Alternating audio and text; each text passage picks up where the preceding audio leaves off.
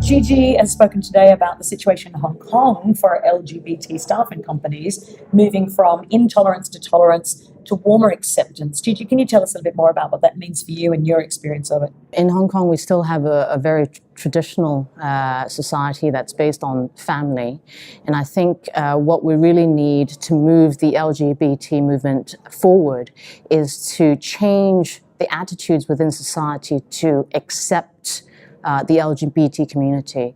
And by accepting, I think we need to move from people that are intolerant, that's back in the 60s, or in Hong Kong as recent as 1991 when homosexuality was condemned as a criminal act, to tolerance where you're seen but not heard, people know you exist, but they prefer that you don't make a lot of noise about it, to really going into acceptance where we acknowledge and society acknowledges the LGBT community, not just as a permanent part of society, but positively encourage people to come out and embrace and celebrate their own sexuality. Now, I think we should really aim for the ideal, the end point where society embraces and encourages people to express who they are and find their own gender identity and sexual orientation as an expression of their humanity. And why is that good for business in Hong Kong?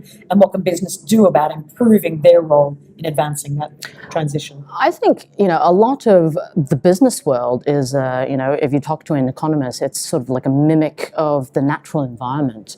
And, some, back in the day, they would condemn homosexuality as something abhorrent and unnatural. But I think we've really moved forward to understand that human sexuality is really diverse and really, how we feel and how we express our sexuality is a natural part of who we are. And in the natural world, when you have competing species and competing plants even, that actually makes the forest thrive better. And I think in the business world, in the world of economics, is really the same story. You really need to encourage diversity and encourage competition and encourage strong people to find ways to continually adapt to make the society a better place. And how do you think local Chinese Hong Kong companies are doing at that? I think, we're a bit slow.